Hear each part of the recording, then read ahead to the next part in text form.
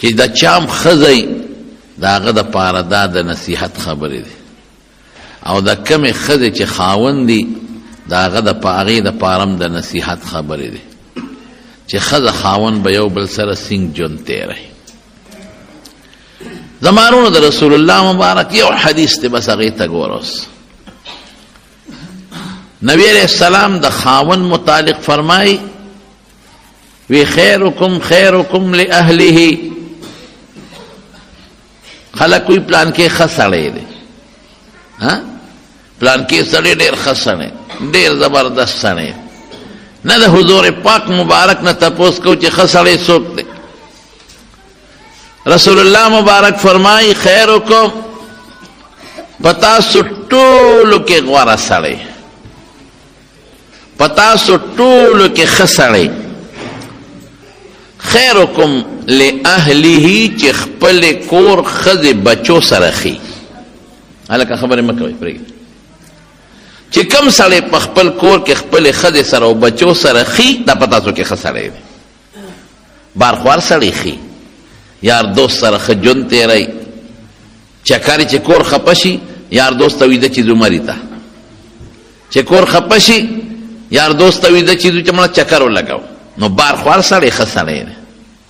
او چې کور ته راننوځي نو زمرۍ یې د بریتو نه نیولي ښځې ته غوسه. نو حضور پاک فرمایي خیرکم تاسو ټولو کې ښه سړی او بهترین هغه دی خیرکم لأهله چې خپلې ښځې بچو سره خي. وانا خیرکم لأهلی او زه په تاسو ټولو کې د خپل اهل سره ګورې خیمه. رسول الله مبارک د خپلو بیبیانو سره او د خپلو بچو سره د خپلو غلامانو سره او د خپل خاندان سره بهترینه زندگی تیره کړې ده. سړي ته داسې وي چې کور ښه ژوند تېر کا چې ښه درې صفت وکړي. او زه به یې در یو څو مثاله درکړم. یو ځل نبي علیه السلام مبارک اوبه وغوښتې، عائشې صدیقې رضی الله تعالی عنها سره جام په لاس کې وی عائشې چې ته کله اوبه وڅکې نو باقي ماله راوړه. او ورته وی نه د الله رسوله مخکې به ته وبسکې بیا به وروسته زه څکم. وی نه ته وڅکه.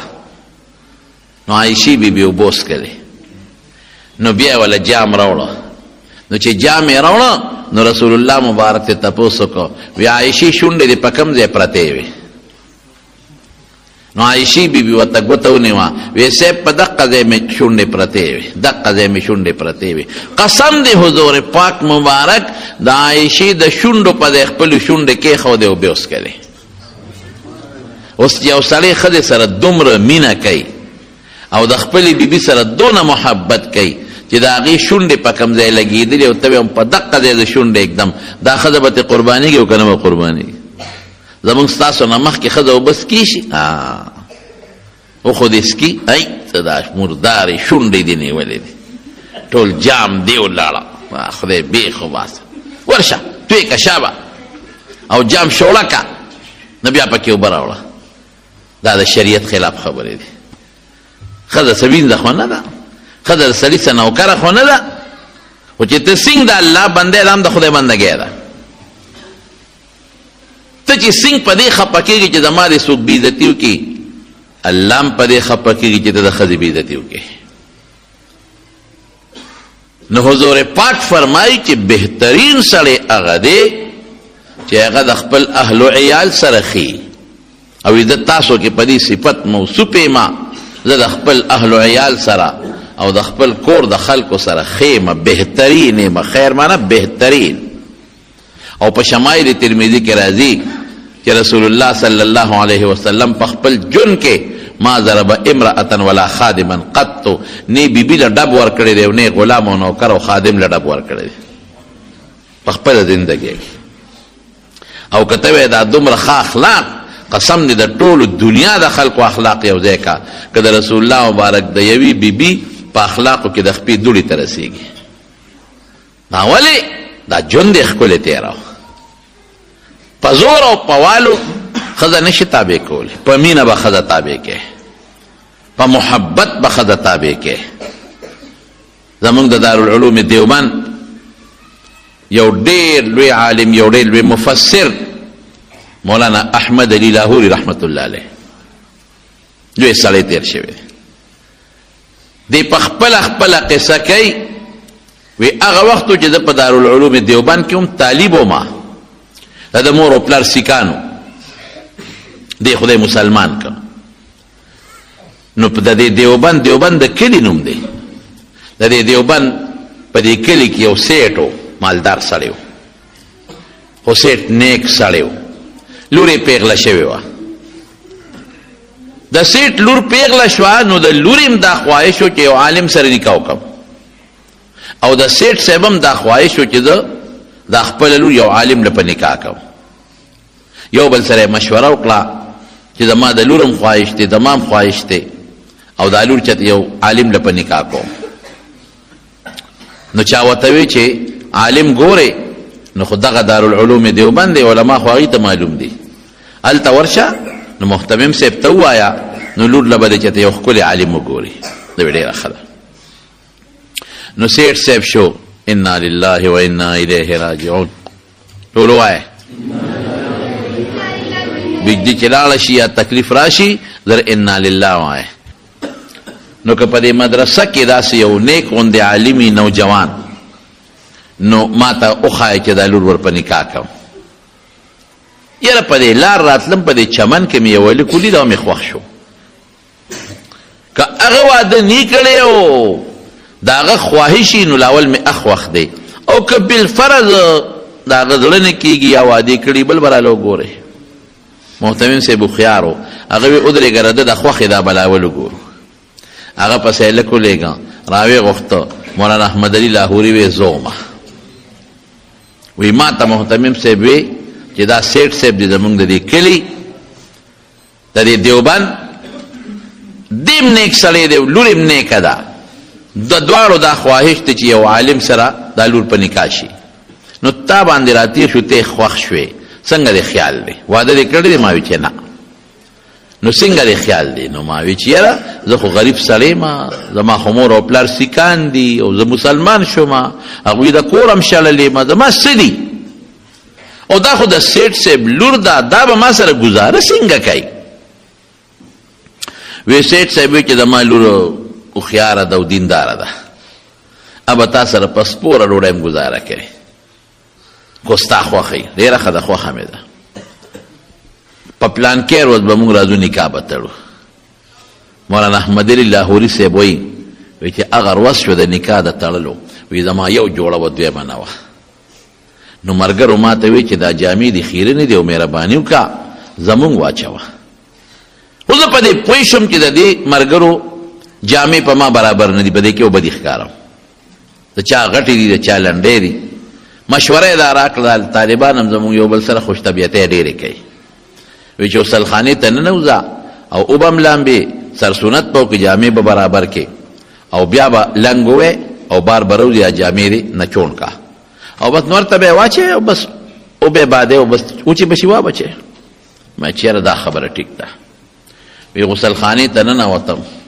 ویښته نوکان وغیره مې برابر کړل اومې لمبل او جامې مې ځان له ووینځلې او لنګ مې و بار راووتم خو بس طالبانو را سره چل وکړو او زه مړو پوه نه شوم ورځ د وریځ به او نرۍ نرۍ باران او جامې کم دی او چې دی جامې بادوم او هوا له ورکوم او جامې کم دی او چېږي او طالبان هم را پورې خاندي چې ټینګ شه وی خیر جامو نه څه ناسه اوبه اوچې شوې خو نمجنې دي مې واچولې یخني به پکې رپېدم دې کې مې سخر راغې د سخر رونه مې رالل او خیان مې رالل نکاح تړلی کېږي چې سخر مې ما ته وکتل نو سخر مې پېښ و چې د دې غریب هم دقه یو جوړه ده بل ورستې راغلې هم دقه او نن هم همغه ده او ځان لینځلې ده او لا اوچه شوې نه ده په ما پوه شو وی نکاح وتړلی شو د نکاح نه پس واده شو ښځه مې کور ته بوتله مولانا احمد علي لاهوري رحمت الله علیه وایي چې ښځه خو د سیټ لور وه او نیازبینه وه او ما سره سو ټماټر خوره اوچه ډوډۍ ځان له خوشتک هغې باندې ګزاره کوه ډېر بد حال و دغه وخت زما او زما د ښځې اوچه ډوډۍ به م اوبو کې خوشتول او ګزاره به م پرې کوله او د ټماټر او د مالګې سره به م ډوډۍ خوړه دې زمانه کې چې ښځه واده شي نو یا په سبا یا په اومه پلار کره دی. هغه زمانه کې داسې نه وه. ابه میاشت پس 2 میاشتې پس جنۍ د پلار کره تله. چې میاشت پس مې ښځه پلار کره لاړه نو پلار ته تپوس وکړه سیټ صاحب وی بیٹی اپنے شوہر کو کیسے پایا؟ لوری خاوند څنګه ومونته؟ خاوند څنګه دی؟ نو که د دې زمانې ښځه وې بلا شیشکه نو څه به یې وې؟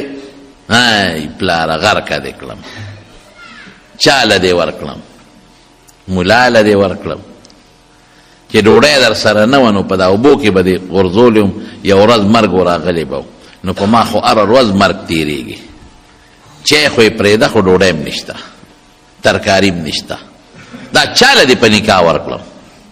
تا زما تپوس نه کو، د خاوند تپوس ته زما نه کو. لیکن هغه جینۍ دینداره ده او د مولانا احمد علي لاهوري رحمت الله علیه اخلاق اوس ګوره. تپوس یې ته وکړه چې بیٹی شوهر کو کیسے پایا؟ لورې خاوند دې څنګه ومونته؟ او ورته څه وایي؟ وی بابا وی دنیا کې به مې د جنت خبرې اورېدې چې جنت به راځي او داسې خوشحالي به پکې او داسې د زړه سکون به او بنده به پکې ډېر زیات خوشحالی. وی بابا قسم په خدای چې په دنیا کې ماله خدای جنت راکړی دی.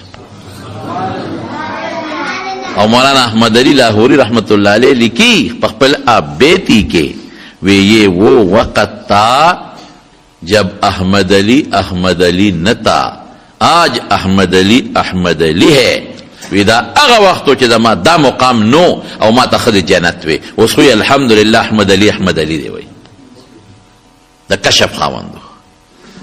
یو ځل یو سړی والا راغی وی ستا په ګاونډ کې 2 کسان مړه دي او صاحب جنازه به تکې په پلان کې تیم د سرخکته کوي، ایک جنت کو گیا ایک دوزخ کو.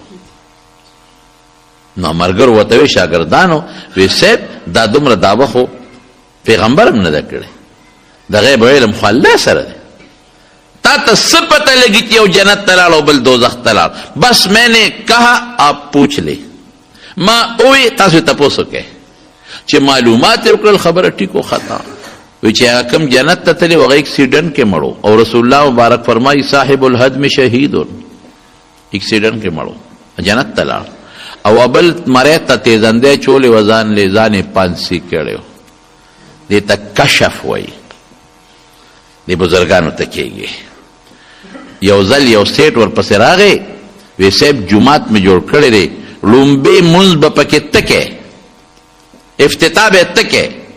مولانا احمد علی لاہوری رحمت اللہ علیہ وی ډېره ښه ده چې لاړ او په جومات یې قدم کېښود. وی کاش بہت اچھا مسجد ہے، بہت بہترین، کافی خرچہ کیا ہے اس مسجد پر، بہت خوبصورت، لیکن کاش کے حرام پیسوں پر نہ بنا ہوتا.